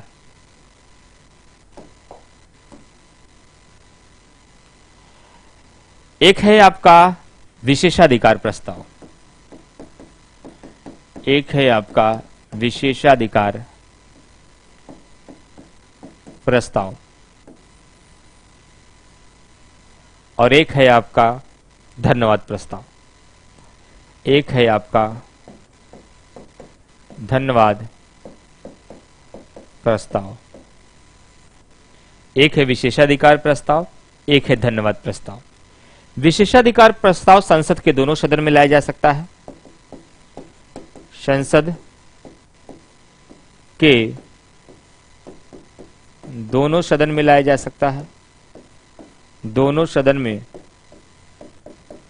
लाया जा सकता है। विशेषाधिकार प्रस्ताव संसद के दोनों सदन में लाया जा सकता है।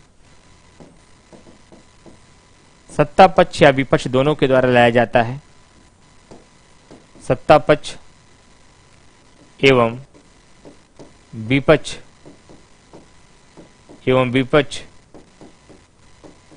दोनों के द्वारा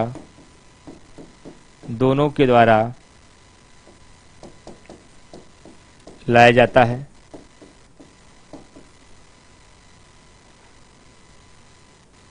दोनों के द्वारा लाया जाता है। कब लाया जाता है?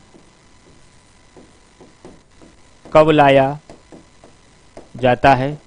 जब किसी संसद के सदस्य के विशेषाधिकार का हनन हुआ हो। जब कभी किसी संसद के सदस्य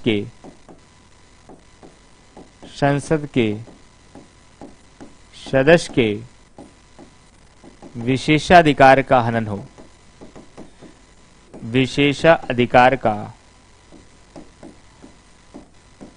हनन हो, विशेषाधिकार को हनन हो, और यदि पारित हो गया तो उसके विशेषाधिकार के हनन के संबंध में कोई ठोस कार्यवाही की जाती है। ये होता है विशेषाधिकार प्रस्ताव। धन्यवाद प्रस्ताव आप पढ़ चुके हैं, लेकिन आपको याद नहीं है।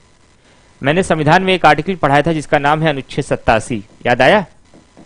अनुच्छेद 87 में क्या पढ़ाया था? राष्ट्रपति का अभिभाषण। राष्ट्रपति का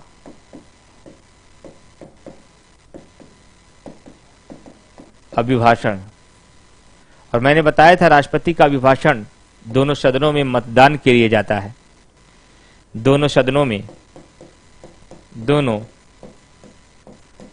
में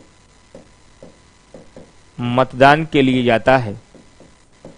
मतदान के लिए जाता है, और ये जो मतदान के लिए जाता है, इसी प्रस्ताव को धन्यवाद प्रस्ताव कहा जाता है। इसी प्रस्ताव को धन्यवाद प्रस्ताव कहा जाता है। और धन्यवाद प्रस्ताव का लोकसभा में पारित होना जरूरी है। लोकसभा में पारित होना जरूरी है, अन्यथा सरकार को अपना त्यागपत्र देना पड़ेगा। अन्यथा सरकार को अपना त्यागपत्र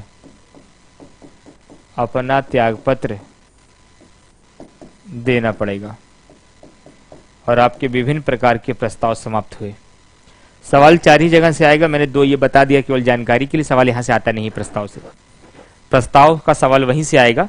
अविश्वास, विश्वास, निंदा और स्थगन, इन्हीं 4 प्रस्तावों से सवाल आता है। जरा मुझे ये बताइए, क्या कल की परसों वाली क्लास में मैंने ये भी पढ़ा दिया था कि लोकसभा के विघटन पर विधेयकों पर पड़ने वाले प्रभाव, लोकसभा के विघटन पर विधेयकों पर पड़ने वाले प्रभाव भी बता दिया था? जरा बताइए कमेंट करके तो, कि लोकसभा के विघटन पर विधेयकों पर पड़ने वाले प्रभाव को भी बता दिया था क्या मैंने? और उसके बाद आज की क्लास में किसी का कोई डाउट हो तो आप लोग पूछ लीजिए। सारे लोग, मैं बैठा हूं आराम से बताता हूं सारे डाउट। अगर कुछ डाउट है तो फटाफट पूछ लीजिए सब लोग, कुछ भी, जितनी पॉलिटी में पढ़ चुके हैं कहीं से भी, जितना आप कुछ अब तक आप लोग पढ़ चुके हैं, कहीं से कोई डाउट हो तो पूछ सकते हैं। अगर विश्वास प्रस्ताव पारित हो गया पर विपक्ष को लगता है कि कुछ गड़बड़ी हुई है तो क्या फिर से प्रस्ताव विपक्ष ला सकता है? गड़बड़ी का मतलब कैसे? अच्छा, ऐसा लगे कि ये गलत तरीके से पारित हो गया है। विश्वास प्रस्ताव सत्ता पक्ष के द्वारा ही लाया जाता है ना, विपक्ष उसमें कुछ कर ही नहीं सकता है। और विश्वास प्रस्ताव सत्ता पक्ष लाता है, और सत्ता पक्ष तभी लाता है जब निंदा प्रस्ताव पारित होता है, नहीं तो कौन क्यों अपना बहुमत साबित करना चाहेगा? या अविश्वास प्रस्ताव की मांग बार बार उठाया जाए तभी। ठीक है, ठीक है, वही मैं पूछना चाह रहा था ना, एक इंपॉर्टेंट टॉपिक है, मुझे ऐसा लगा कहीं बता तो नहीं दिया मैंने, बताऊंगा, परेशान मत होइएगा। ये बहुत अच्छा टॉपिक है कि जब कभी भी लोकसभा का विघटन होता है तो विधेयकों पर क्या प्रभाव पड़ता है। ये टॉपिक भी बड़ा इंपॉर्टेंट है आपके एग्जाम के लिए। बता ही दूं का? चलिए बता देता हूं। एक हेडिंग और बनाइए, इसकी बात समाप्त करते हैं। एक हेडिंग और बनाइए,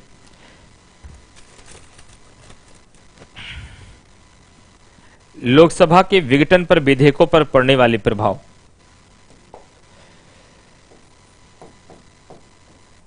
लोकसभा के विघटन पर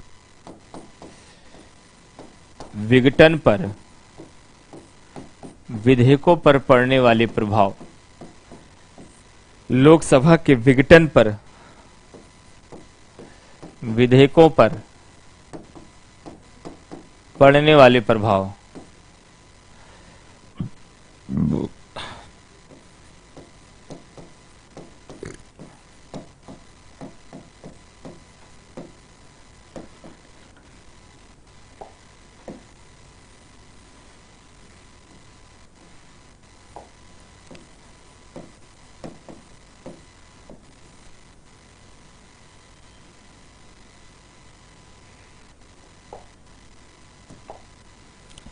देखिए, इस मतलब क्या हुआ इसका, कि जब कभी भी देखिए कानून बनाने की प्रक्रिया चल रही हो, विधेयक पारित हो रहा हो, अगर उसी समय लोकसभा विघटित हो जाए तो क्या विधेयक समाप्त हो जाते हैं या विधेयक बने रहेंगे? जैसे ही लोकसभा आएगी फिर से आगे बढ़ जाएगा। कुछ परिस्थितियों में विधेयक समाप्त हो जाते हैं, कुछ परिस्थितियों में विधेयक पर कोई प्रभाव नहीं पड़ते हैं। वहीं से एग्जाम में एक क्वेश्चन पूछा जाता है, निम्नलिखित में से किस परिस्थितियों में लोकसभा के विघटन पर विधेयक व्यपगत नहीं होते? और व्यपगत का मतलब होता है कि समाप्त नहीं होते, और निम्नलिखित में से किस परिस्थितियों में समाप्त हो जाते हैं? इसको 2 भागों में बांट के मैं पढ़ाता हूं आपको। एक तरफ आप हेडिंग बनाइएगा, कब व्यपगत हो जाएंगे। व्यपगत का मतलब होता है लैप्स, यानी समाप्त होना। कब व्यपगत हो जाएंगे और कब व्यपगत नहीं होंगे। कब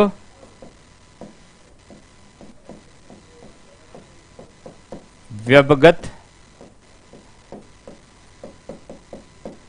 नहीं होंगे, कब व्यपगत नहीं होंगे। देखिए, 2 परिस्थितियों में व्यपगत हो जाएंगे। एक कॉन्सेप्ट ध्यान रखिएगा, लोकसभा में लंबित कोई भी विधेयक समाप्त हो जाएगा। लोकसभा में लंबित कोई विधेयक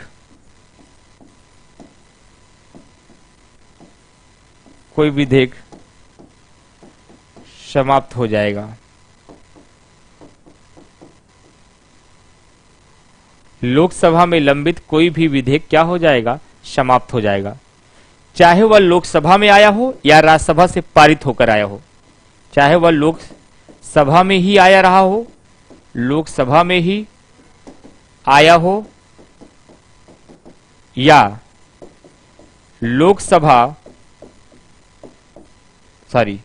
या राज्यसभा से पारित होकर लोकसभा में आया हो, या राज्यसभा में पारित होकर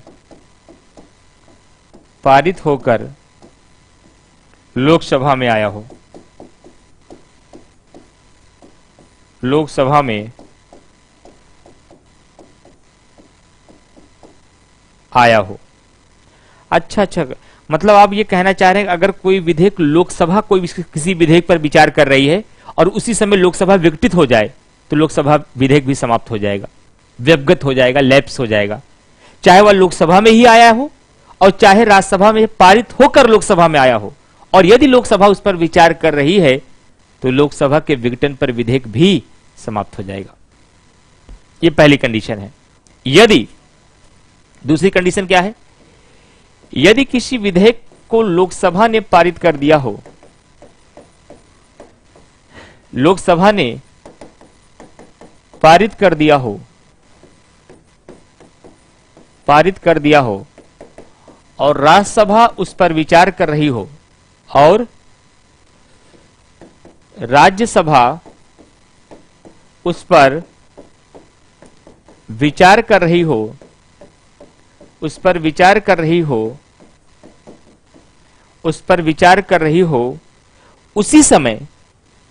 उसी समय लोकसभा विघटित हो जाए तो विधेयक भी समाप्त हो जाएगा। तो कब कब समाप्त नहीं होगा, फटाफट नोट करिए। कोई विधेयक राज्यसभा में आया हो और राज्यसभा विचार कर रही हो, कोई विधेयक पहले राज्यसभा में आया हो और राज्यसभा विचार कर रही हो और इसी समय लोकसभा विघटित हो जाए तो विधेयक भी समाप्त हो जाएगा।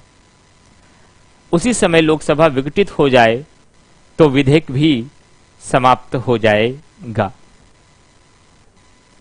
अगर किसी विधेयक को दोनों सदनों ने पारित कर दिया है और उसके बाद राष्ट्रपति के पास भेज दिया और राष्ट्रपति विचार कर रहा है, राष्ट्रपति विचार कर रहा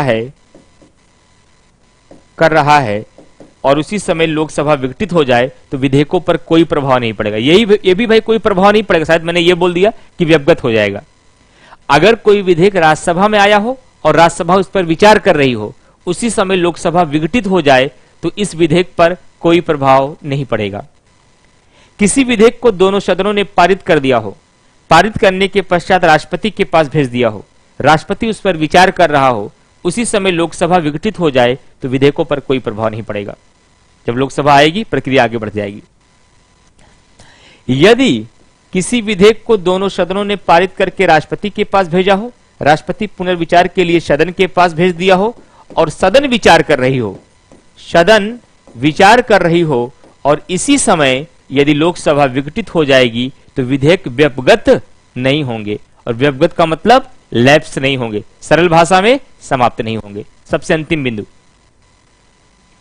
यदि किसी विधेयक को लेकर के दोनों सदनों के बीच कोई मतभेद हो गया यानी डिस्प्यूट हो गया और भारत का राष्ट्रपति अनुच्छेद 118 का प्रयोग करते हुए संयुक्त अधिवेशन बुलाया है और विधेयक संयुक्त अधिवेशन में है और विधेयक संयुक्त अधिवेशन में है और उसी समय लोकसभा विघटित हो जाए तो विधेयक प्रभाव समाप्त नहीं होगा। इसका मतलब सर दो ही स्थितियों में समाप्त होता है।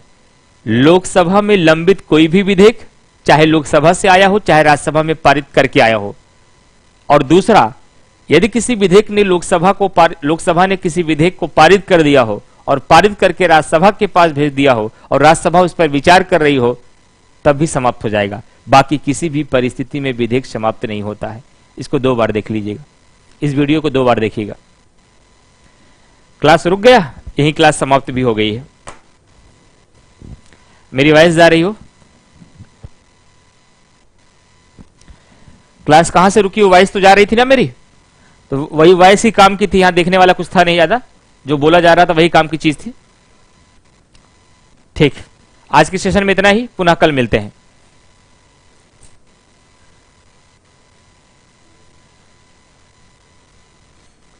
ओनली वॉइस, बस वॉइस ही काम की थी, बस वीडियो में कुछ काम का नहीं था। Thank you. बाकी समझ में आ गया भाई? किसी को कोई डाउट? गौरव कुमार, गौरी सिंह, जितना कुछ पढ़ा दिया गया है पूरी पॉलिटी में, कहीं से भी किसी भी लेवल पर कोई भी सवाल पूछ सकते हैं आप लोग। जितने टॉपिक्स हो गए हैं उस टॉपिक्स में अब तक क्वेश्चन सॉल्व करते हुए आ रहे हैं। अगर कहीं भी किसी भी बच्चे को कोई समस्या हो, कुछ भी पूरे पॉलिटी में पूछ सकते हैं आप लोग। लेकिन जो अभी टॉपिक पढ़ाए नहीं गए उसको छोड़ करके, कि जो पढ़ाएंगे तो क्लियर होगा ही। कोई डाउट किसी भी प्रकार का, कोई किसी को डाउट क्लियर करना हो, कहीं पर कोई प्रॉब्लम पॉलिटी में आ रही हो, कोई क्वेश्चन आपसे ना सॉल्व हो रहे हो, कोई ऐसा मुद्दा मैंने समझाया हो जो आपको न समझ में आया हो, कुछ भी आप पूछ सकते हैं। कुछ नहीं है, चलिए फिर कल मिलते हैं। और ये पूछने की हिम्मत तब आती है जब ये पता होता कुछ नहीं।